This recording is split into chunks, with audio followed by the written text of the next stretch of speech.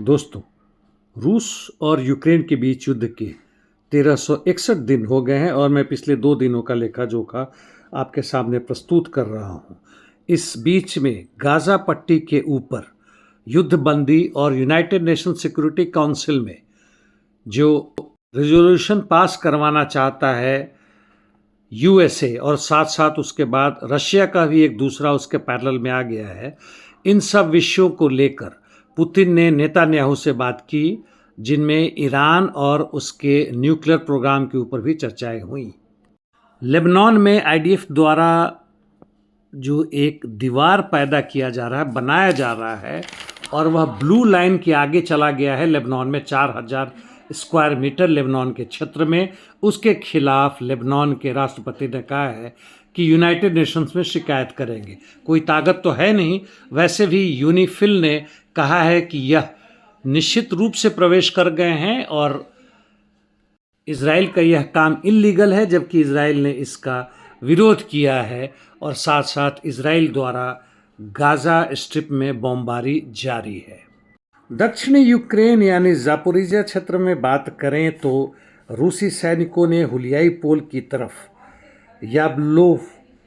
याब्लोकोव पर कब्जा कर लिया है तथा वह नोवोपावलिवका क्षेत्र में भी उस तरफ से आगे बढ़ रहे हैं, जिसके कारण हुलियाई पोल पर अब खतरा पैदा होगा और यह क्षेत्र निप्रोपेट्रोवर्स्क में है।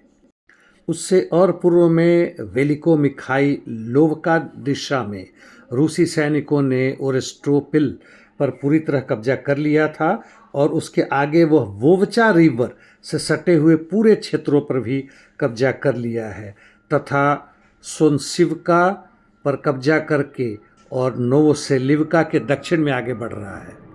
पुक्रुअ क्षेत्र में रूसी सैनिकों का बढ़त जारी है।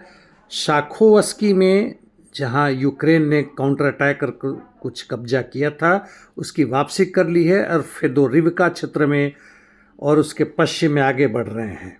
टोरेस चासिवियार से कॉन्स्टेंटिनिवका की तरफ उनकी बढ़त लगातार जारी है, जबकि सिवेर्स्क में रूसी सैनिक जोआनिवका क्षेत्र में आगे बढ़े हैं, जो सिवेर्स्क के उत्तर में है।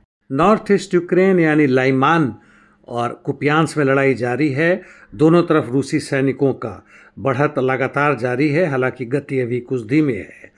उत्तरी यूक्रेन में रूसी सैनिक वोल्चांस में भी और तथा उसके साथ खाटने दिशा में भी आगे बढ़ रहे हैं। वह वोवचा रिवर के लेफ्ट बैंक में 300 मीटर तथा साइनेलनिकोफ जिस पर उन्होंने कब्जा कर लिया है उससे 250 मीटर और आगे बढ़े हैं। मिलने खाटनी के सटे हुए क्षेत्र फॉरेस्ट बेल्ट में तकरीबन 500 मीटर आगे बढ़े हैं। सुमी में पोजिशनल बैटल जारी है, हालांकि रूसी सैनिक फॉरेस्ट बेल्ट में 500 मीटर तक आगे बढ़े हैं, जबकि कुर्स्क में रूसी सैनिकों ने नोवेनकोए क्षेत्र में वहाँ से सुमी दिशा की तरफ में आगे बढ़े हैं और बोसोवका की तरफ बढ़ रहे हैं। यह यूक्रेन के स्पोक्सपर्सन ने भी माना है। इंटरडिक्शन मिशंस बहुत ज़बरदस्त जारी है। जहाँ तक सीरिया की बात है, वहाँ पर इंटर टेररिस्ट ग्रुप की राइवलरी बढ़ी है तथा मिनॉरिटीज़ की हत्याएं कर रहे हैं, जबकि सूडान में अब सूडानीज आर्म फोर्सेस ने कोर्डोफैन के पश्चिम में बाबा नुसा को घेर लिया है चारों तरफ से, जबकि आरएसएफ ने फाशर पर यानी उत्तरी क्षेत्र पर कब्जा किया हुआ है। इसी क्षेत्र में सूडानीज आर्म फोर्सेस बाराह की तरफ आगे बढ़े हैं तथा डैम हज पर भी कब्जा कर लिया है। यानी गृह युद्ध बहुत ज़बरदस्त चल रहा है, चाहे सीरिया हो, सूडान हो और डीआरसी में भी चल रहा है, जहाँ कर कहते हैं कि अमेरिकी मध्यस्थता के कारण कुछ समझौता हुआ है, लेकिन डीआरसी के सैनिक पूर्वी कॉन्गो में कुछ क्षेत्रों पर वापस कब्जा कर लिया है M23 रेबेलियन के खिलाफ। बिहार चुनाव में जो भी कुछ हुआ उस धांधली को लेकर अब पूरे देश में उसकी चर्चा चल रही है। देखिए उसका रूप और रंग किस दिशा में जाता है। क्या एक जन आंदोलन खड़ा होगा इस खुलेआम धांधली की, प्रजातंत्र के नाम पर चुनावी माहौल थोपने की, जो कि एक मजाक बन चुका है? यह देखने की बात होगी। चलते चलते न्यूयॉर्क के नए मेयर ममदानी को बधाई क्यों, अगली बार चर्चा करेंगे। धन्यवाद।